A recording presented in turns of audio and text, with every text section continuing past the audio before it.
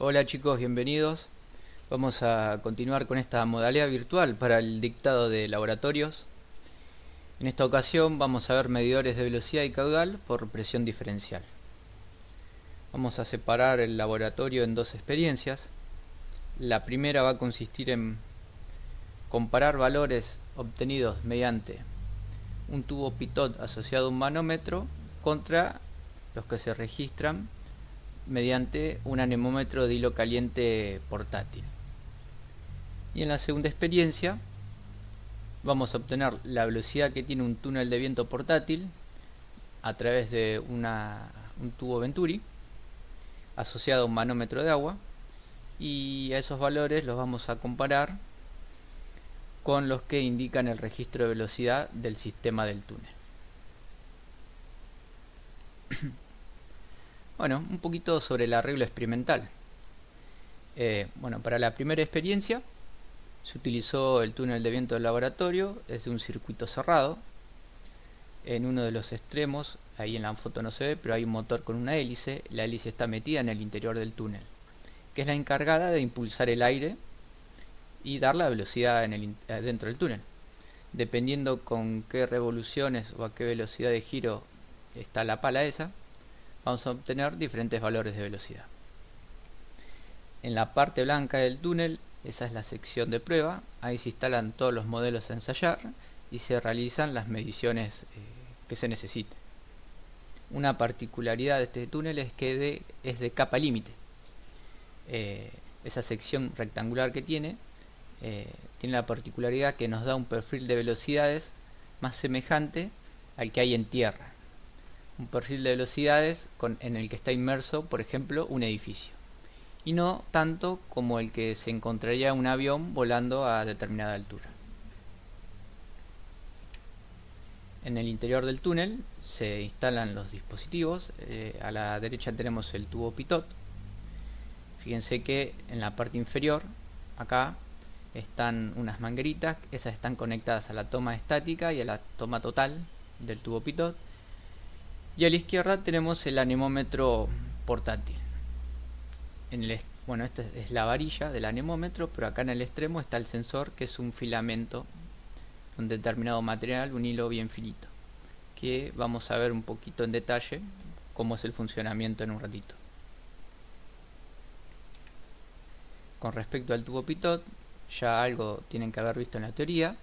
Saben que hay dos tomas, ¿no? La toma total o la de remanso y la toma estática.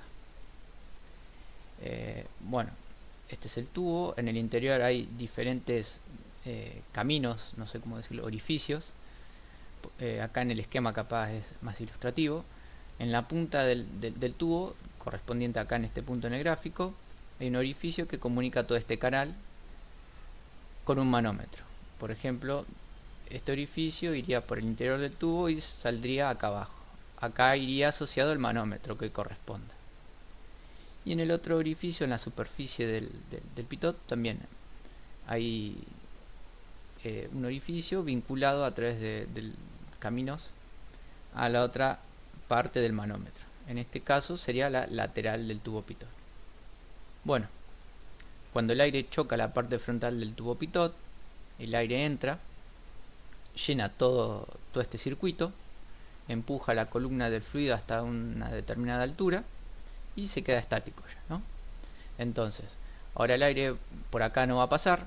Acá la velocidad es 0, así que el aire se desvía, pasa por la superficie del pitot, y en este orificio vamos a tener un determinado valor de velocidad y un determinado valor de presión, ¿sí? Que va a estar vinculada a esta sección del manómetro. Si planteamos la ecuación de la energía y despreciando la altura, planteamos la ecuación de la energía en la toma de remanso y la toma estática, sabemos que la velocidad en la toma de remanso va a ser 0. Llegamos a la siguiente ecuación, que nos relaciona la velocidad que va a tener el aire en función de el delta de presiones entre la toma estática y la toma de remanso. Y para obtener ese valor de diferencias de presiones utilizamos el manómetro. En este caso, la diferencia de presiones simplemente va a ser la densidad del manómetro multiplicada por la gravedad y por la altura que estamos registrando. En algunos casos el manómetro es de rama inclinada, en la imagen podemos ver cómo sería el esquema.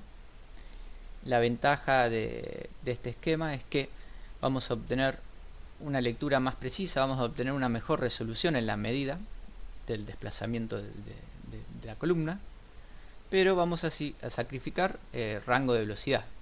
Me refiero a que vamos a obtener una velocidad máxima menor a la que obtendríamos si el manómetro no estuviera inclinado. Para el ensayo que se realizó, se utilizó el manómetro que vemos en la imagen, que es de una rama inclinada y de un alcohol con una densidad calibrada. Si vemos en detalle la imagen, acá están las tomas del pitot. Tenemos la toma estática y la toma de remanso. Y acá tenemos inclinado el tubo reglado donde se desplaza la columna de alcohol. En la parte inferior vamos a obtener la que está vinculada a la toma de remanso del tubo pitot y en la superior la toma estática. Entre mayor sea el delta P, esta lectura se va a ir incrementando y nos va a dar diferentes valores. Fíjense que acá tenemos un soporte que también tiene diferentes valores. Cada valor corresponde a una determinada inclinación. Y acá en la superficie del manómetro tenemos dos niveles a burbuja, porque es muy importante que el manómetro esté bien horizontal, ¿sí? Bueno, la particularidad del manómetro es que el fabricante nos da esta formulita y nos dice que la lectura sobre un factor de inclinación directamente nos va a dar la diferencia de presión en pascales. Y fíjense que en la ecuación no entra en ningún momento la densidad ni el ángulo, un ángulo o algo. El factor de inclinación el fabricante lo da a través de diferentes valores y no en grados, sino, por ejemplo, en el del ensayo se usó un factor de inclinación 2, que corresponde de la imagen. Pero después está factor de inclinación 5, 10, 20. Y lo que tenemos que poner en la formulita es simplemente el 2, para este caso. Y la lectura nos va a dar acá la regla que tiene el tubo, donde se desplaza la columna de alcohol, pero no nos va a dar unidades de milímetros o centímetros o metros. Van a ser unidades desplazadas. Cada línea va a corresponder a 10 unidades desplazadas, así que si nos está marcando 10 líneas, corresponderían 100 unidades desplazadas. Poniendo las unidades desplazadas acá, dividido por el factor de inclinación, vamos a obtener el delta P en pascales. Ahora, viendo un poco el anemómetro de hilo caliente, acá tenemos la varilla que vimos en la imagen en el interior del túnel, y acá en la parte superior tenemos el sensor. El sensor es estilo bien finito, ¿sí? Que está conectado a través del cable al dispositivo este, donde en el interior está todo el arreglo electrónico para darnos en el display la velocidad, ya sea en metros sobre segundo o en otra unidad. ¿Cómo funciona esto? Bueno, muy por arriba, la propiedad que tiene ese sensor o ese hilo bien fino es que al variar su temperatura, su resistencia varía. Si se enfría, la resistencia disminuye. Entonces, se arma con el sensor este, tomándolo como una resistencia, un puente de Whiston, ¿sí? Hay diferentes esquemas de conexión para hacer un anemómetro. Yo agarré este, que es creo que es el más fácil o más simple para explicar y tratar que lo entiendan cómo funciona. Entonces, armamos el puente, ¿sí? El puente, cuando está en equilibrio, que esté en equilibrio significa que entre estos dos terminales no va a haber una tensión, ¿sí? Si yo pongo un tester entre estos dos puntos, la tensión que voy a medir es 0. Y cuando está en equilibrio, cuando el producto de las resistencias cruzadas son iguales. O sea que esta resistencia por esta resistencia es igual a esta resistencia por esta resistencia. Entonces, se alimenta el puente con una determinada tensión de alimentación del esquema, circula una corriente. Al circular una corriente por este filamento tan pequeño, se incrementa la temperatura a un valor elevado, suele llegar a 200 grados centígrados, y se queda a un determinado valor de resistencia. Si el túnel, por ejemplo, está apagado, no hay una corriente incidente sobre el hilo que lo enfríe, va a tener un valor de resistencia y ese valor va a ser tal que todo el puente esté en equilibrio. Así que cuando el túnel esté apagado, acá no voy a tener variación de tensión. Ahora se prende el túnel, empieza a chocar el aire incidente sobre el filamento y lo enfría. Al enfriarlo disminuye la resistencia del filamento, entonces el equilibrio se rompe, y al romperse el equilibrio aparece una tensión entre estos dos bornes. A medida que se incrementa la velocidad del túnel, se enfría más, disminuye más la resistencia y entre estos dos bornes aparece una tensión más grande. Y bueno, ese es el principio básico de funcionamiento, ¿no? Estamos obteniendo una señal, en este caso un valor de tensión, una señal analógica porque va a ser un valor continuo, y a través de toda la electrónica obtenemos un valor digital de la velocidad. A esta señal se la tiene que procesar, filtrar y adecuar para que este dispositivo pueda adquirirla, muestrearla y obtener una señal digital en valores de metros sobre segundo, ¿sí?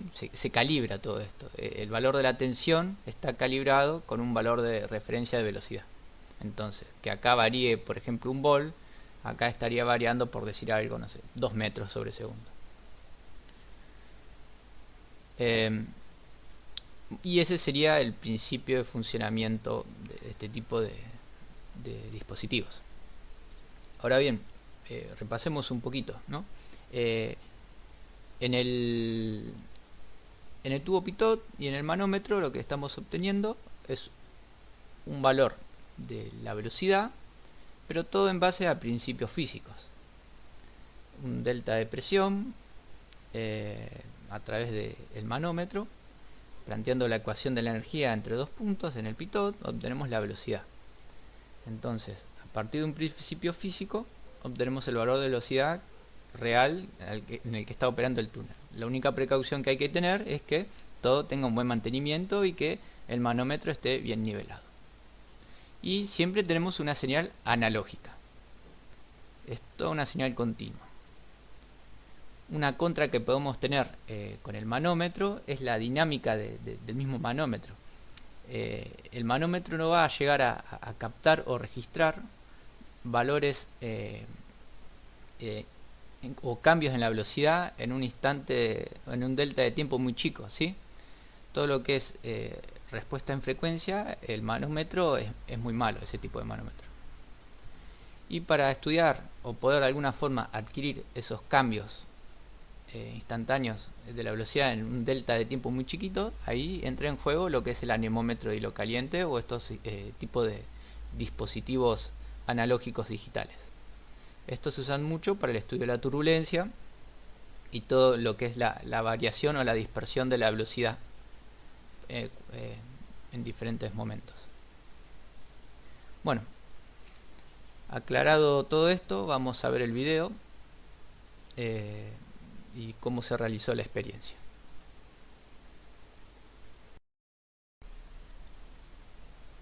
Bueno, antes de reproducir el video, algunos comentarios.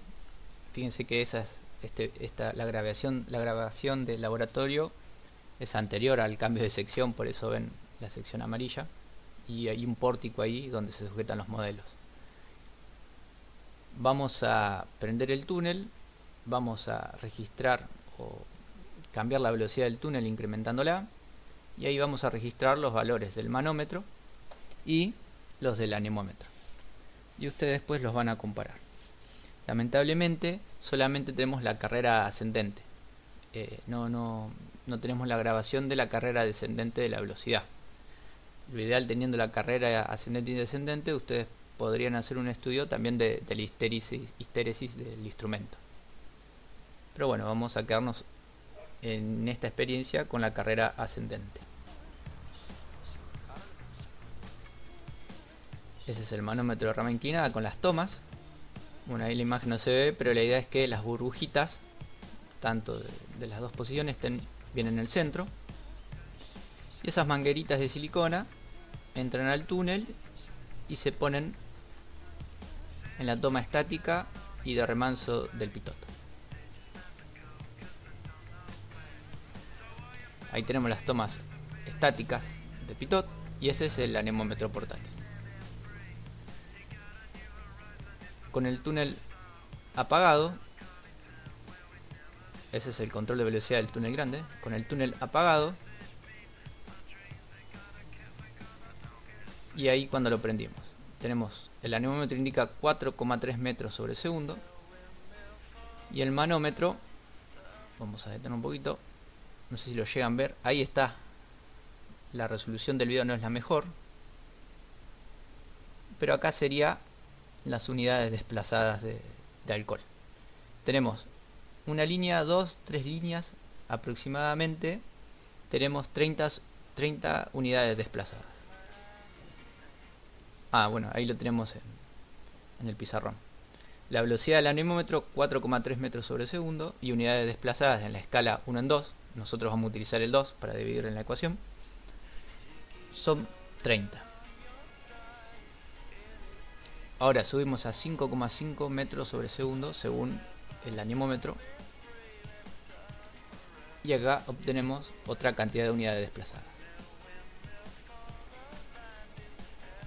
Subimos a 6.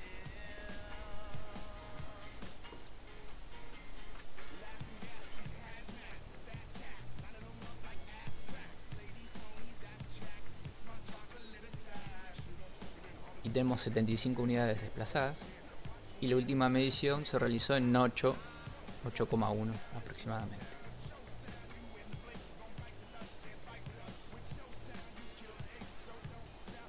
Y las unidades desplazadas son esas, 110. Ahora correspondería hacer las mediciones en forma descendente, ¿no? Pero bueno, no tenemos ese video. Ustedes, bueno, ya tienen el enunciado, sacan a partir del factor de escala y las unidades desplazadas, el delta P, y van a poder sacar la velocidad y compararla con el que está dando el anemómetro. A partir de ahí decidir, digamos, a qué le van a creer, al anemómetro o al conjunto pitot y manómetro. Y bueno, y si hay muchas diferencias, seguramente el instrumento se tiene que volver a calibrar.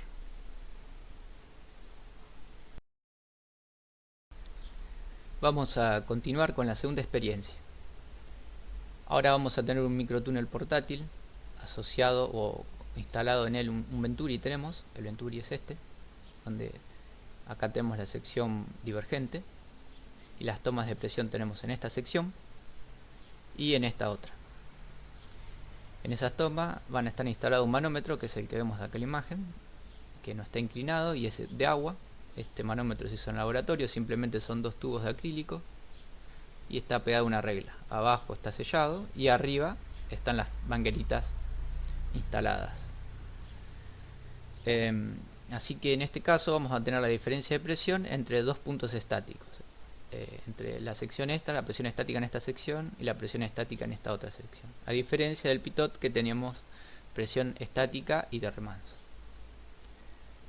Este microtúnel alcanza velocidades muy altas en comparación al otro túnel, el amarillo, el grande. Este alcanza velocidades muy elevadas, pasa a los 100 metros sobre segundo. Es un túnel que se utilizaba para calibrar los anemómetros de hilo caliente. ¿Vieron esos filamentos? Bueno, se utilizaba este túnel para calibrarlo. Ahora creo que ya no se implementa para eso.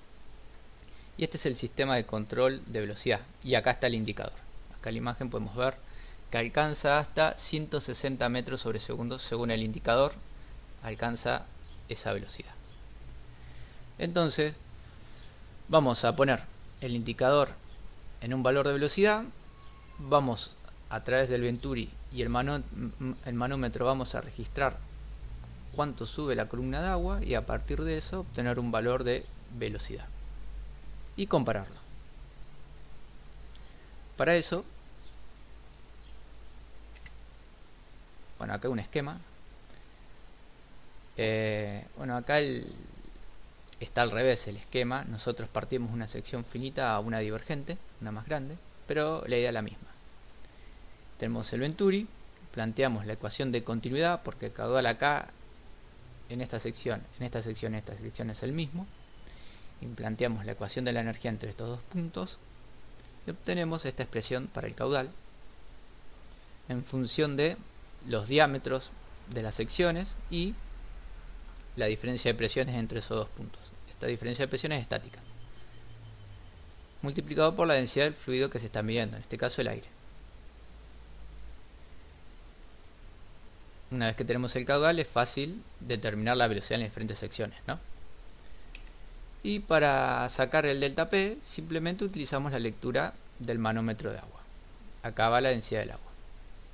En este caso sí tenemos tanto las mediciones en sentido ascendente como el descendente, así que algo que podrían hacer es analizar la histéresis del conjunto Venturi-manómetro. Bueno, vamos a comenzar con el video.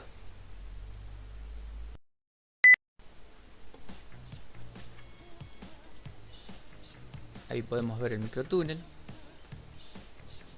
y el manómetro que utilizamos. Una complicación acá va a ser determinar bien la variación de la altura, ¿no? Más que nada por la inclinación de la cámara, y puede que haya una diferencia entre las reglas. Acá cuando el túnel está apagado tienen que registrar lo mismo. Acá estamos, bueno, también está inclinada la cámara, hay que ver bien eso, pero estaríamos cerca de 51 y acá no llegamos a 51. Sí, eso es un problema, pero lo vamos a solucionar fácil. Sabemos que todo lo que sube a partir en esta regla, ¿no? Lo que sube, esas unidades desplazadas hacia arriba tienen que ser las mismas que van a bajar en la otra columna. Así que podemos tomar todas las unidades que se desplazaron hacia arriba, multiplicarlas por 2 y ese va a ser la altura total desplazada. Fíjense que en 51 aproximadamente el túnel está apagado. Bueno, ahí tenemos las tomas que les mencioné. Fíjense, en esta sección, que correspondería a la sección de la velocidad del túnel, tenemos una toma estática, y en esta sección divergente del tubo Venturi tenemos la otra toma.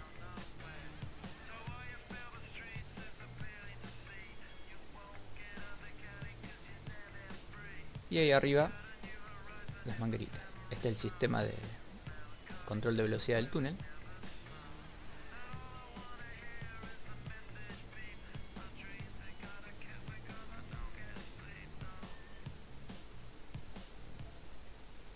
Bueno, y esta es lo que ya vimos en la filmina, sería la teoría. El caudal se conserva, en las dos secciones tenemos el mismo caudal, y planteamos la ecuación de la energía entre los dos puntos. Operando un poquito llegamos a esta expresión, que es la misma que vimos en la filmina, pero está un poco más desarrollada, y donde el delta P lo vamos a obtener mediante el manómetro.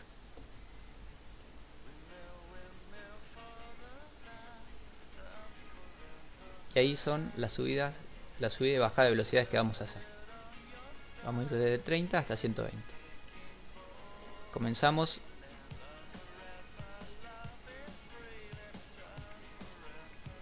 .30.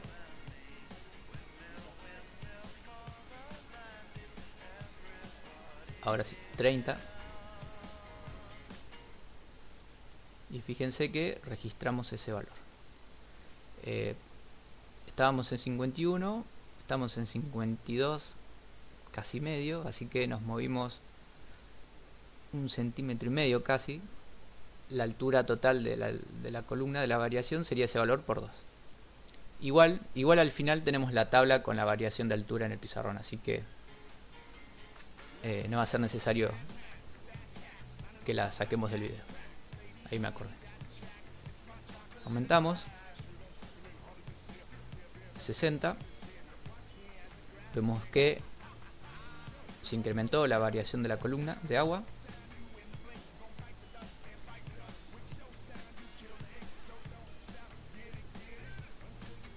...90... Fíjense que ya bastante la diferencia. Imaginen que estamos ahora en 120 metros sobre segundo en esa sección, es un montonazo.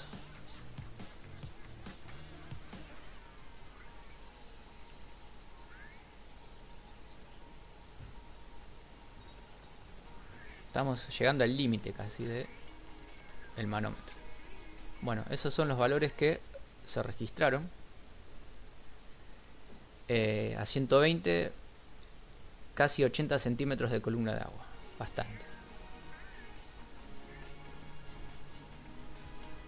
Y ahora hacemos la descendente.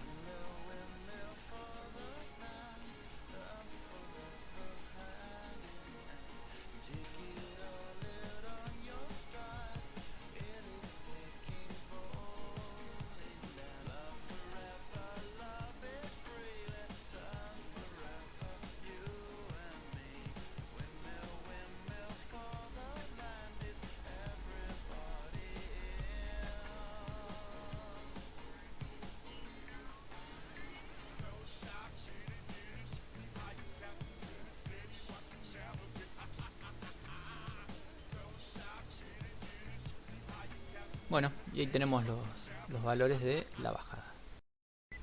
Antes de terminar, hago una corrección, me confundí, dije casi 80 centímetros, pero no. La diferencia es 78,5 menos 23,5. Esa va a ser la altura de columna de agua que tienen que utilizar para sacar el delta de presiones, ¿sí? Así en todos los puntos. Ahí ya tienen tanto el sentido ascendente como el descendente, pueden comparar los dos valores y bueno, ver las diferencias que hay y plantear, en caso de que haya mucha diferencia, a qué le van a creer, al manómetro o al sistema de control del equipo.